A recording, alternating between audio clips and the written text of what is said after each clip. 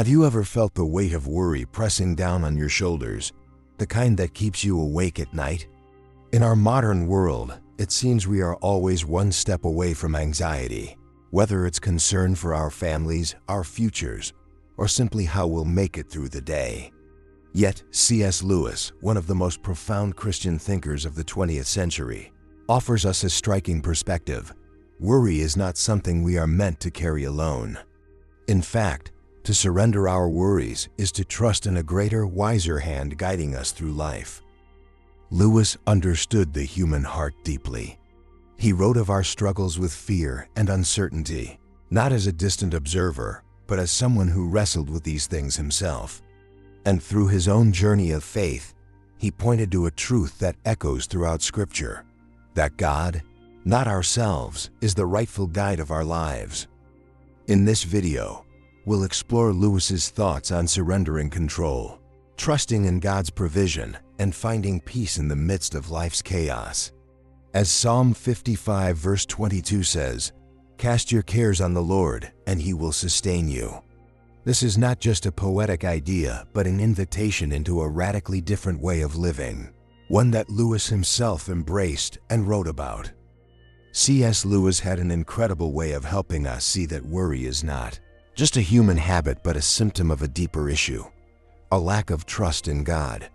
In his book Mere Christianity, Lewis wrote, "If you want to know how much you really trust God, ask yourself which things you refuse to leave to Him." This cuts to the heart of our anxiety.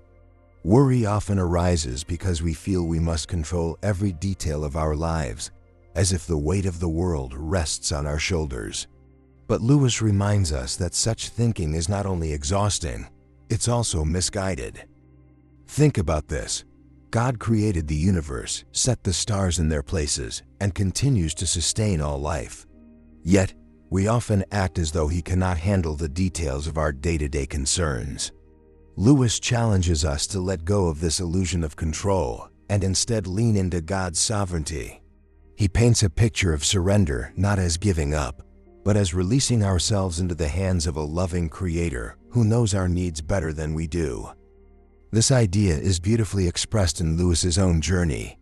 When he was grieving the loss of his wife, Joy Davidman, he wrote in A Grief Observed about his struggle to reconcile his pain with his faith. His honesty reveals how even the most devout can wrestle with doubt and fear. Yet in the end, Lewis came to trust that God was present even in his sorrow, shaping him through it and providing what he needed, even if it wasn't what he expected. Lewis's perspective also aligns with the words of Jesus in Matthew 6. "Do not worry about tomorrow, for tomorrow will worry about itself. Each day has enough trouble of its own." Lewis understood this not as a dismissal of our concerns, but as a call to live in the present, trusting God for today's provision rather than being consumed by future fears.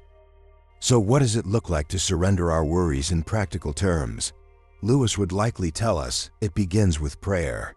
Not the kind of prayer where we demand solutions or outcomes, but the kind where we lay our concerns at God's feet and leave them there.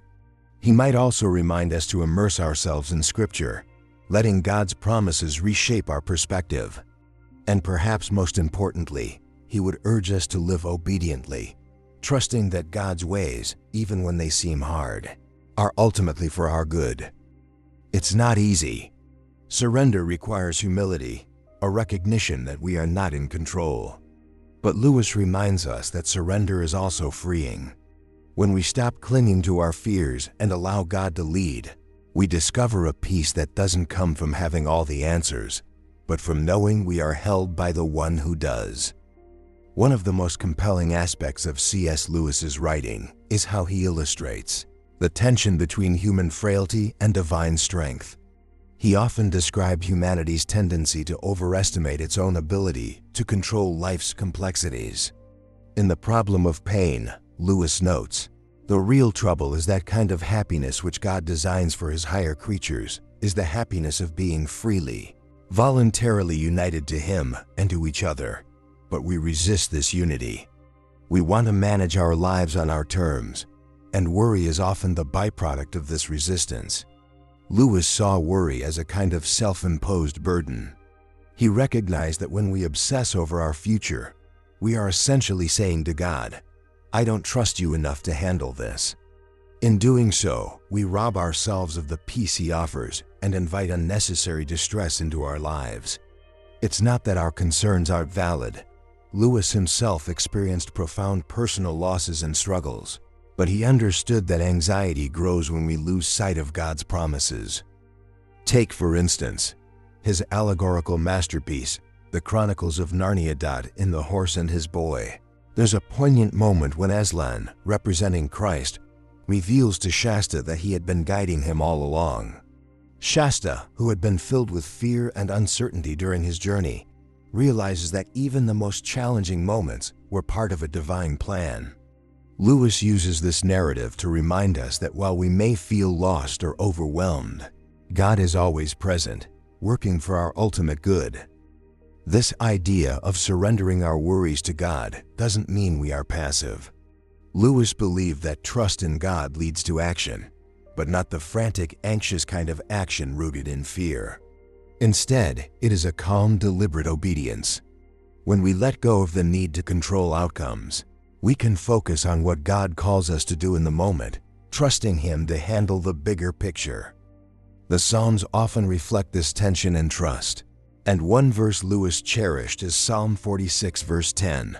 "Be still and know that I am God." It's an invitation to stop striving, to step back from our endless planning and panicking, and to recognize God's authority and care. For Lewis, this stillness wasn't passive, but a posture of the heart, a willingness to let go of worry and embrace trust. Lewis understood that surrendering to God is not about losing ourselves, but about finding ourselves in Him. As he famously wrote in Mere Christianity, "Look for yourself and you will find in the long run only hatred, loneliness, despair, rage, ruin, and decay. But look for Christ and you will find Him, and with Him everything else thrown in." Letting go of our worries allows us to look for Christ, to place our trust in Him, and to find the peace we so desperately seek. C.S. Lewis often emphasized that surrendering to God is not an act of defeat, but an act of liberation. He viewed the human obsession with control as a false security, one that leads not to peace, but to deeper anxiety. In his work, The Weight of Glory, he writes about how our lives are filled with small, ever-repeated choices to either trust God or cling to our own will.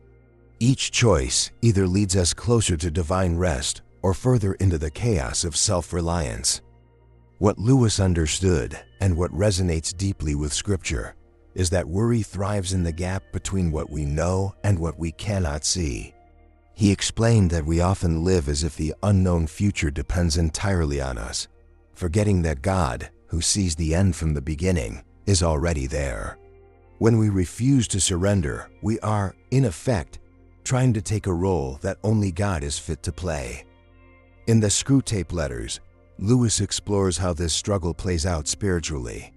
The senior demon Screwtape advises his nephew, Wormwood, to keep humans preoccupied with the future. Why? Because worrying about the future fills us with fear and distracts us from the present, where God is at work. Lewis portrays worry as a tool the enemy uses to keep us from trusting in God's provision. If we're consumed by what might happen, we miss the blessings and responsibilities of today.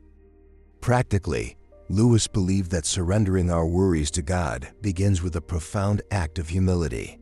He didn't shy away from acknowledging how hard this can be. In fact, he often described surrender as a kind of death, a death to our own pride and illusions of control. Yet he saw this death as the only path to true life. He once wrote, "Nothing that you have not given away will ever be really yours." In surrendering our fears, we make room for the peace and freedom that only God can provide. Another key insight Lewis offers is the importance of gratitude. Gratitude for him was the antidote to worry. When we practice gratitude, we shift our focus from what we lack to what God has already given us. This isn't just a sentimental exercise. It's a spiritual discipline that reorients our hearts. As Lewis said, we are not necessarily doubting that God will do the best for us. we are wondering how painful the best will turn out to be. Gratitude helps us trust that God's best, even if it's not what we expect, is worth surrendering to. Finally, Lewis's reflections remind us that surrendering worry is not a one-time decision, but a daily practice. It requires a conscious effort to let go of fear and trust in God's promises. It's not about denying our challenges or pretending we don't feel anxious. Rather, it's about choosing to bring those worries to God and trusting Him to carry them. C.S. Lewis reminds us that surrendering our worries to God is not about ignoring life's challenges or pretending our fears don't exist. Instead, it's about recognizing that we are not alone in carrying them. Worry often stems from our need to control outcomes, but Lewis's life and writings point us to a better way, trusting in the one who is infinitely wise, endlessly good, and always present. In surrendering, we aren't giving up. We are giving in to God's care, His provision, and His plans, which are far greater than anything we could imagine. As Psalm 37 verse 5 encourages us, "Commit your way to the Lord, trust in Him, and He will act." This commitment requires courage, but it is a courage rooted not in our strength, but in God's faithfulness. Lewis's insights show us that surrender is not a one-time event, but a daily choice. It's the decision to wake up each morning and say, "Lord, I trust you with today." When we do this, we begin to see that God's peace is not dependent on the absence of trouble, but on His presence in the midst of it. So as you face the uncertainties of life, take heart. Let Lewis's wisdom remind you that true rest comes when we cast our cares on the one who cares for us. Surrender is not the end of the story, it's the beginning of a life led by God, filled with His peace and grounded in His unchanging love. If this message encouraged you, why not take a moment to reflect in the comments below? Share one worry you are surrendering to God today, or how Lewis's wisdom has impacted your perspective. Let's build a space of encouragement and affirmation together. And before you go, don't forget to like this video, subscribe to the channel, and hit the notification bell so you never miss new content like this. Share this video with a friend or loved one who might need a reminder to let go of their worries and trust God's guidance. You never know how much of a difference it could make in their life. Thank you for watching, and remember, true peace comes when we let God lead. See you next time.